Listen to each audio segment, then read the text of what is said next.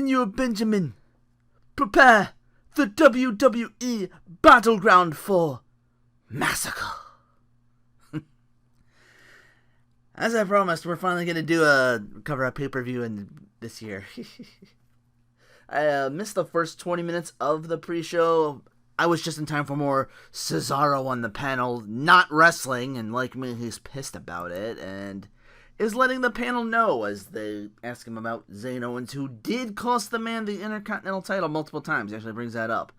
I really, really hope they're going somewhere with this, and Cesaro just starts ruining people with those uppercuts of his, because he's kind of coming off bitter, like some heel turns can go, you know what I mean?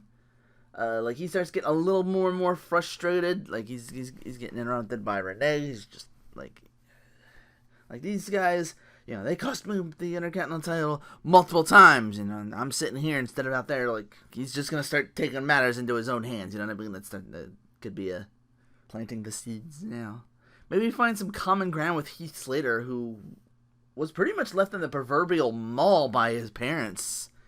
Neither brand just drafted the guy, and any guy who spent his rookie year getting a clean W over Chris fucking Jericho is a man I will at least scout at any time. I know he's not wrestling for a while with that big injury of his, like he got the really bad gash like over his eye or something like that they had to like suture up. But I at least put him on something. I mean, 2003, SmackDown drafted Benoit, and he didn't even come back till he decided to jump ship to Raw. I forget what his exact injury was for that. Ronaldo and Saxton for one final time before the draft takes place, commentating on this pre-show match between the Usos and Breezango. Go.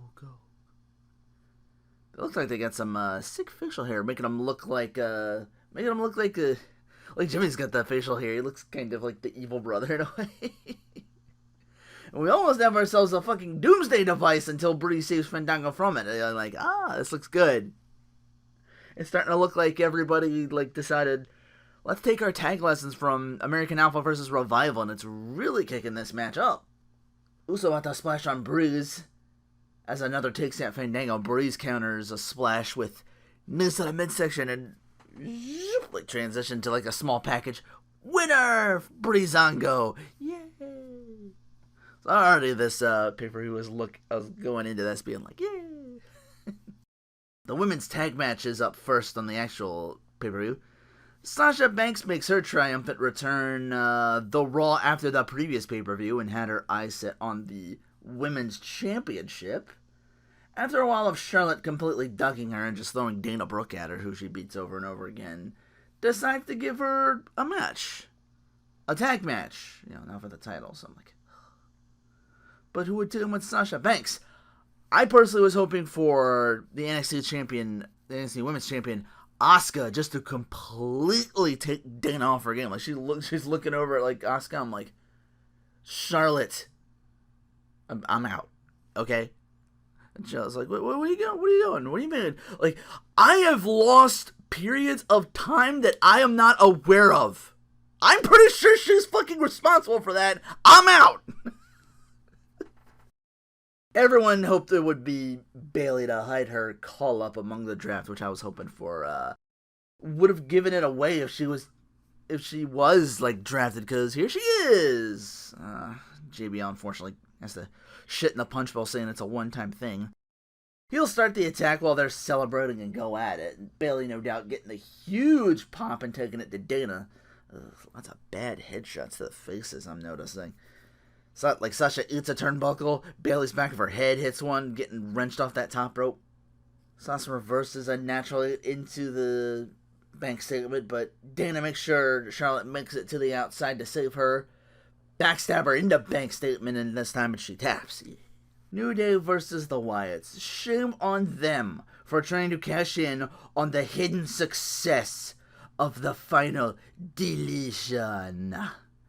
Like, take this idea that had a lot of jump cuts on TNA and do more of them. We have come full circle here. Now WWE's ripping off TNA as opposed to the other way around. Yeah. We have come to terms, Big E. Big E. Big E. He's got an E for it. I will say this. It's still good for them finally making the Wyatts and starting to treat them like a threat, like the Wyatts make a comeback, and the New Day comes out to clown on them and interrupt them. Xavier Woods looking kind of he's looking kind of like scared, like, guys, I think this is a bad idea. It's a threat that the Wyatts warned, and New Day made fun of their return, so New Day kind of has this coming. Xavier Woods was always like entranced, like he's the only one who took these guys seriously. Like he was scared, he was the guy that New Day was kind of inviting them to the compound, and Xavier was like, "Guys, fucking, we need to take these guys seriously, or we're dead." So big time props for Xavier to sell these guys as the fucking monsters they should be. They split the Wyatts up, so this might be the last time. This will be the last time they're together in this current incarnation, because Braun Strowman's Raw bound and Eric Rowan and Bray are going to SmackDown. Big time lariat from Bray that nearly takes Kofi off them winged kicks of his if he's still wearing them. Biggie nearly killing himself again with that spot he does. Daniel Bryan needs to talk to him. He's really gonna ruin himself one of these days. Seriously, And once again, Xavier's transfixed in fear, looking at Bray. It's almost like he's gonna bow down and join him or something. It's been taking off his game so much that at one point, at the beginning, Kofi's got to tag in for him and be like, "All right, well, I'll go in there." It only goes for so long. Eventually, Xavier works up the nerve to start going ham on him, but he gets spooked by the crazy spider walk of Bros and Sister Abigail. Wyatts win, yay! But it wasn't for the tag titles? Why weren't the titles on the line? I don't know. I was really wanting them to be tag champions. It's, I guess because of the breakup they wouldn't do that. They bring them to SmackDown, but then you actually have another title. Seemed like a time to end it, because the New Day actually beat London and Kendrick's record for the longest WWE World Tag Champs. I think they actually brought that up. Oh, radio, your entrance music changed its sucks. I love the sunglasses at night too much to have that let go. Having knockoff theme music is part of what made him, in my opinion. It's part of the recipe of what makes future Ring of Honor World Champ Dalton Castle. Respect the peacock. I'm sorry, I'm no homo. I'm in love with Dalton Castle. No homo.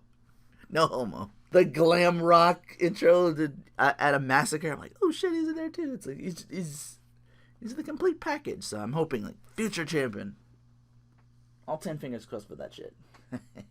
Anyway, Ryder's dressed like a bad amalgamation between Macho Man and Lex Luger's "I'll Be Your Hero" era with all the American stuff. He's got tassels and everything in his jacket. I'm like, oh dude, it didn't work for Titus O'Neil. It's not gonna work for you, and it doesn't. So Ryder gets this big wing over in a very jingoist July 4th Raw, which would see him part of Team USA versus Team other countries. Wow, really? Way to promote global unity there, Raw. So yeah, he gets hot wins over Sheamus of all people on Raw and SmackDown respectively. So he's like, hey, how about I go back for my, I want my US title back. I'm gonna challenge Rusev, and here we are. Looks like Lana's in a wedding dress for things, and I guess she's to put over, or maybe she's a princess, maybe because she has a tiara or something like that. So maybe. And she's like, my fiance, the only man that can have me. Rusev. Get your heart down, you silly Americans. Ryder puts up a pretty good fight, even getting that surprise Rough Rider going for an elbow, but the elbow hits Rusev raised knee. So I was like, bam, and he's holding his elbow, but he doesn't have time to hold it for long because he's about to get knocked out. Because it looked like he maybe was trying to turn around. So, but Rusev the back of Ryder's head gets hit by one of his kicks. I'm like, fuck. Oh god, he's dead. Well, Ryder is enough to try and fight at an Accolade attempt one, and Rusev just reaches way, way back, and Ryder's got no choice but to tap on the second one. He don't get hype. He gets called up to SmackDown. Mojo Rawley slowly staring Rusev down because Rusev just starts post-match up beating on him, and they were like, here he comes. I was like, okay, here comes Mojo. Sure enough, there he is. So I started staring Rusev down pretty much at the same height. So I just thought it was funny to get that there, like the same height, the same width, just about. And he was just like screaming at Rusev, like, "Come on, come at me!" And Rusev's like, "Well, I'm Rusev much." Oh, Sammy Owens, you truly are destined to do this forever. Like both of you gets drafted to Raw, so will these two settle it here? Classic Owens. He's got Zayn in a headlock. Referee asking if he gives up, and Owens like, yeah, he does. I think Sammy might have bulked up a little bit for this one. Like, he looks different. Kind of. Like, the arms is gonna, maybe, I don't know. Blocks the apron powerbomb, going over the ropes and seriously, badly botches a maneuver bouncing off the ropes, and it looked like he, like, really hurt himself with his arm. Because he was like holding that for a while. Like, really bad. And Owens back into damage zone to actually work that arm.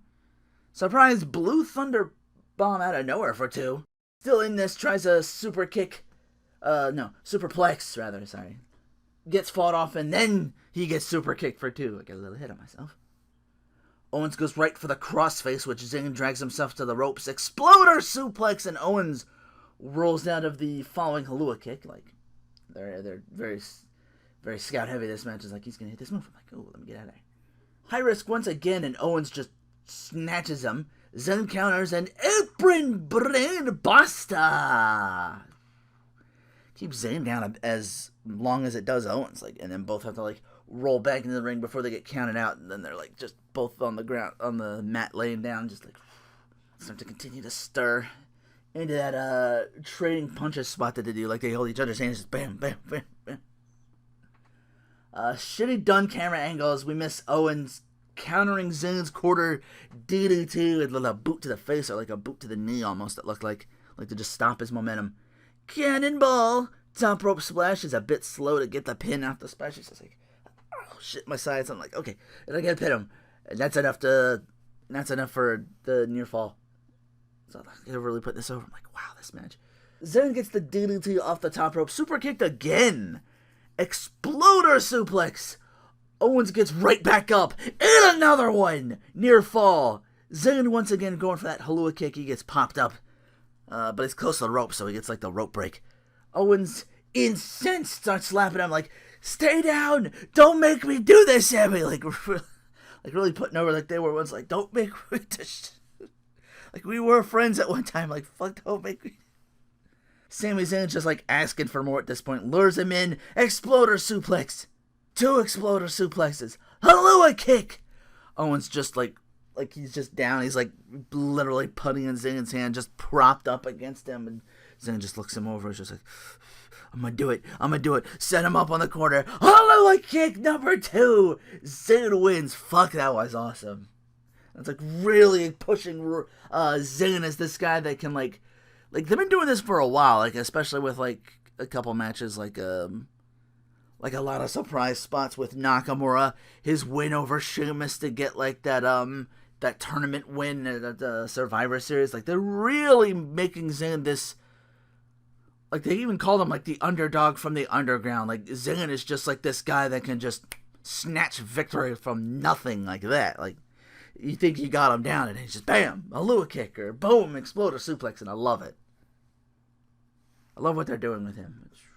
I don't know where they go from here. They're both drafted. I really hope they were going to get...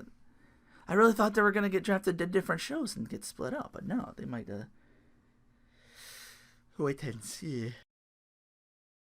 Natalya. She turned heel on Becky Lynch at the last pay-per-view, and the two have been back and forth attacking each other in matches and out on commentary ever since.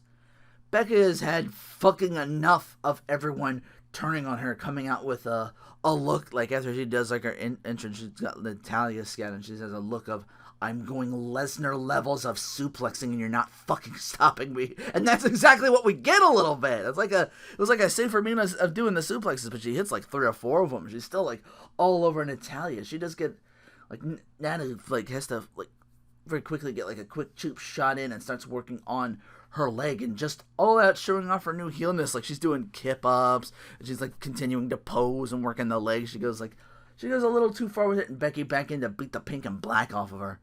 Natty tries for a sharpshooter. Reversal to disarm her attempt. Reversal back to a hand to her face as she gets the sharpshooter in. Becky makes the ropes. Big time drop kicking into just beating her. Boom, boom, right in the corner, and the ref's got to break it up and Natty kick right in the joint apartment. Sharpshooter again as Becky tries her damnedest, but eventually taps. Sad face. I mean, I felt bad for both. I want both to do well because both have been kind of like losing here and there and here and there. But this to me starts to feel like Becky's now the new Natalya. She's like she's gonna lose all her matches. I'm like, oh no, don't do this to Becky. We're gonna make Darren Young great again. Vignettes for months about Bob Backlund taking Mr. No Days Off, Darren Young, under his tutelage. And his first night back on Raw, wins a battle royal for the Intercontinental Championship contendership in what I described as Mario Party Luigi style, like winning by everyone else losing. The Luigi wins by doing nothing. That's exactly what happened. Like he just I think it was like Apollo Crews and I forget who. It was like Apollo Crews and Baron Corbin or something like that. Like they were like the last three, and then Darren Young was like still in the ring. He's like, I won. I feel bad for Darren, because if he wins, that's SmackDown losing another belt, and they can't afford to do that. They can't afford to lose a title, because right now all they have is IC and WWE. Both could have gone easily to Raw. I'm like, ooh. Sweet backslide escape, but Miz gets another one in. He's got to fight out of that and deliver a textbook lariat to Miz. Drops him back first on the apron for a near fall. Backlund calls for the chicken wing. Miz counters and walks away, getting Backlund to... He's like, oh, where do you think you're going? You're not going this way. Up. Oops. He's like jumping. He's like jumping around to catch Miz off. He's like, up. Where do you think you're going? You're not going this way. No, you're not going this way. Like, making sure Miz doesn't get far, and he takes a slap from Maurice, and then she feigns him hitting her, like she just falls over, and Miz just seeing Maurice fall down and like shoving Backlund down. Darren Young channeling his what did Backlund call it? His inner barbarianism. I think he wanted to go for barbarism or something like that. I don't know. Maybe I'm thinking 300. He starts chicken winging him, forcing Miz to tap, but the ref throws it out due to them being either on the outside for too long, which if in all fucking matches, if another person rolls out outside of the ring, the count is reset. Backlund didn't hit anybody. Miz would not get DQ'd for attacking someone not in the match. Yeah, it usually happens the other way around. It's not a double countout, like I said, because the finish was BS next. It's to keep it on, which is the same, because I thought the match was... It was decent. The club were crowing about their win over John Cena. Now they have a new favorite hashtag, beat up John Cena. Like, they just love beating up John Cena. They love it 3-on-1. They're talking like, Anderson is like, I'm gonna go over to my hot Asian wife, which is another, which I didn't think would be another hashtag, but it is. Yeah. He gets to beat up John Cena. He has a hot Asian wife. The fucker's living the dream, man. I want to be Carl Anderson when I grow up. I'm like, oh wait, I'm 35. Hot Asian wife, hot Latino wife. I don't care. Just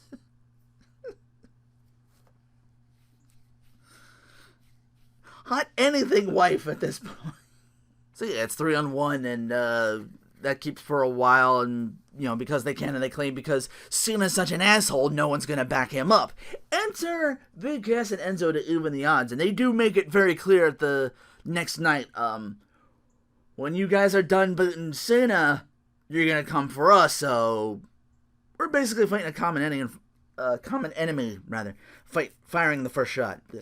So they're not here for Cena, they're here to beat up the club to prevent them from going too far with this. So I like that. I like the motivation. And this would be the last time the club would be a team under, at least this iteration, could be Balor Club, could be, on Raw, because Cena and Styles both drafted to SmackDown. The other two parts of each team of theirs are Raw bound. Enzo comparing the club to female victims in the Scream franchise. We all know you're gonna make a bad decision. So here's some advice. Don't eat yellow snow. How you doing? Don't pee in the wind. Always lie on your resume. Don't wear Crocs. Ever. Never make eye contact with anybody eating a banana. Do not step in this ring with the three of us without a good dental plan. He starts dancing and shoving fucking Cena around like he's an NPC in an RPG. It's just like, he just starts flailing about all over the place like a fucking nut, and Cena's like gotta back up off him like, yo. I ain't your opponent tonight. Back the fuck up, man. Just backs him at the corner. It's just...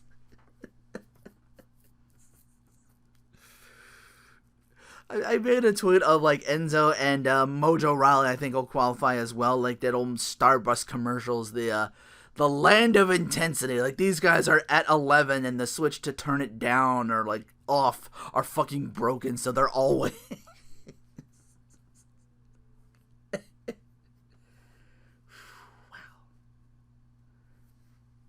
Cass says, AJ, take your soccer mom haircut and buy a club some sandwiches. Cut the crusts off. Uncrustables, how you doing?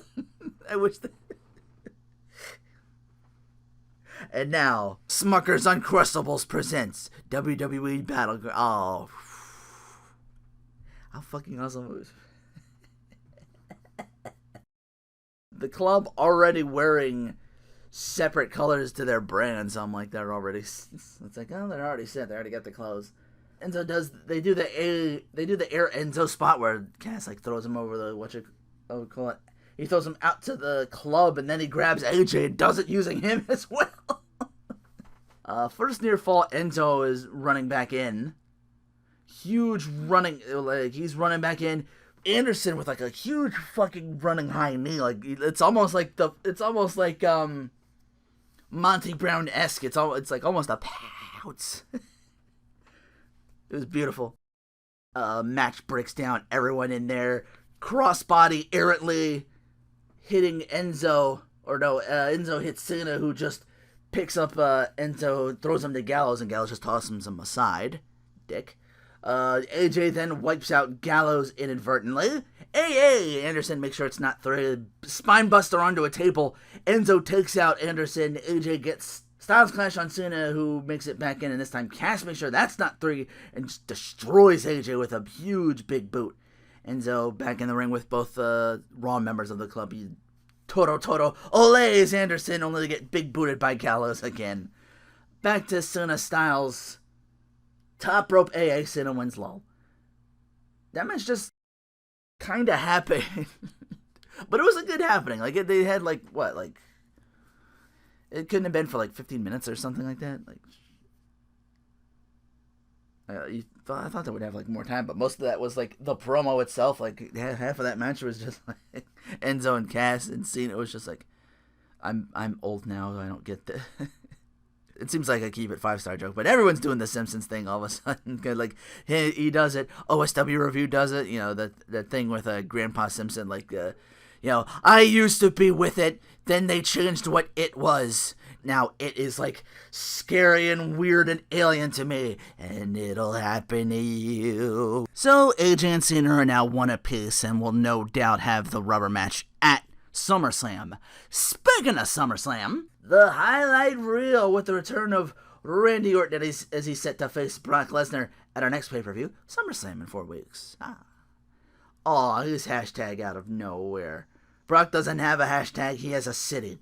14, 15 years, you guys haven't crossed paths with him, why make the muttonhead decision to do it now? Orton's, to be fair, I'm coming back in 9 months and want to make an impact by taking the biggest, baddest sumbitch in the locker room, instead of coming back 9 months to face Fandango. I know Brock's gonna suplex me. It takes him like 20 to get someone to suplex City. I only need one RKO to take Brock to Viper City. No enhancements needed. It was the other guy. I didn't say shit. Suplex City, bitch.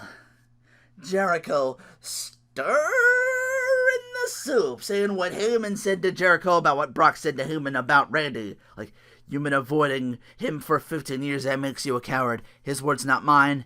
He's gonna rip your shoulder off, take your arm, and eat it. His words, not mine. And coincidentally, he says, you're a stupid idiot. Does that make you mad? You know, you're gonna take me to Viper City now? You're gonna give me an RKO? Yeah, but now? You gonna do it now? How about now? Did you do it? You can do it yet? You do it now? And then walk away. Oh, you do it now? No. Jericho walks away. Orton does tease it and then does it while Jericho's spooked. Like, really, Jericho?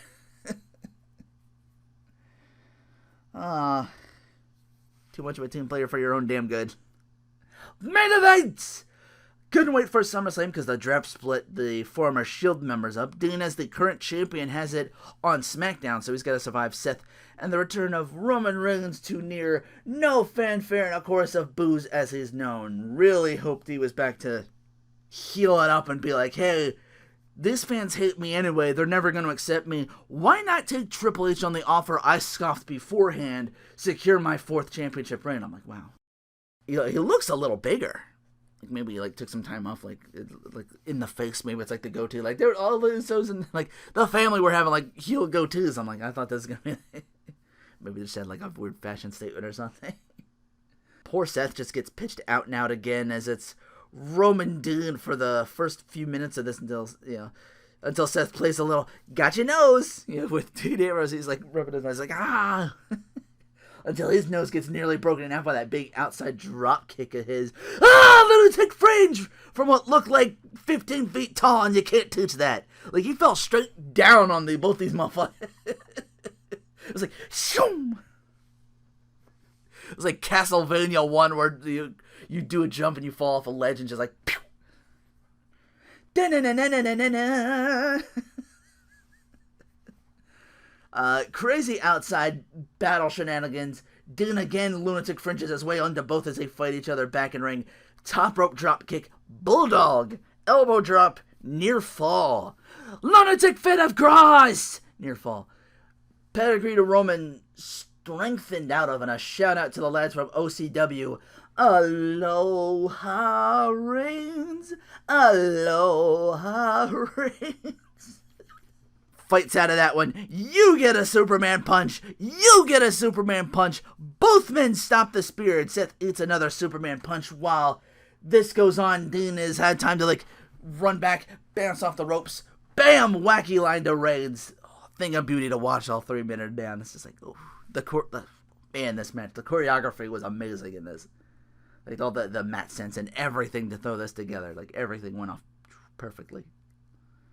All 3 of them start throwing hands. Seth and Dean actually get the upper hand as the crowd rejoices. They're going to powerbomb the guy, the double powerbomb. And Roman, again, fights through on the outside. They go for it again, and this time they get it. So Roman threw the table of the powerbomb. They shielded together. And speaking of callbacks, Dean's celebrating. Seth Rollins has time, while Dean is celebrating, to grab a steel chair from under the ring. Bam! Right to Dean's back. It's like, That time he turned on the Shield, that dirty motherfucker. So, the callback, I was like, oh. Steel chair to Dean's back. Bam to Roman. Toss Dean back in. Pedigree fought out of. Goes for the corner bomb and gets Frankensteinered into the turnbuckle instead. The deal! I guess it's what New Legacy calls it. It's like the... superplex into the top rope thing, into the Falcon Arrow. Near fall. Here comes Roman. Powerbomb to Dean. Powerbomb to Seth. Near fall. Cock in his hand for Dean. Tries to transition to Dirty Dean's Razor's Edge instead. That gets countered. Backslide for 2. Superman punch counter to the wacky line. I read your book. Pedigree from Seth. Near fall. Back in again and Roman straight powering out of it. Corner powerbomb is no sold. Superman, he gets the thing that beat up the hurt Sting, he's got him up. Corner powerbomb, but it's no sold, and immediately Superman punches him. Dirty Dean! Dean pins Roman! Dean is the best member of the Shield. Holy shit, I love this from start to finish. Fucking amazing. And the SmackDown locker room is out to congratulate with him, and The Usos of all people are holding Dean over their shoulders. Like, their conflicted look says it all. Like, flash to this, and then, like, the look that Rock had on his face when he's raising Roman's hands at the Rumble, and they're booing him. Wow. I think someone on Twitter, like, retweeted, like, hey, Triple H, bring your big gold belt, and Triple H, like, am I going fucking over? You already handed Seth Rollins the pedigree, might as well just do a callback to when Brock decided to take the championship and make it exclusive to SmackDown. Might as well just, like, hey, Bischoff, like, hey, I got the World Championship. We're going to call it, that's what we're going to call it. I got the old WCW Championship. We're going to call it the World Championship. And Triple H, here you go. Here you go, buddy. They're going to do that with, I feel like they're going to do it with Seth, and then Roman's going to come in and complain, like, I was in that match too, and then they're going to have, like, a one-on-one. I'm going to be like, so yeah, that was pretty good. That was a Battleground. Again, they're breaking the curse. Like, now they're like, that's like 2 that was shit versus 2 that was actually, like, really, really good. And I think this was, like, wow, amazing. Like, other than, like, the most filler match, I think, was Miz Darren Young. But even that was kind of, like, okay until the finish completely fucked that up. Other than that, I was like, yeah, those are pretty good. Take care. Thanks for listening.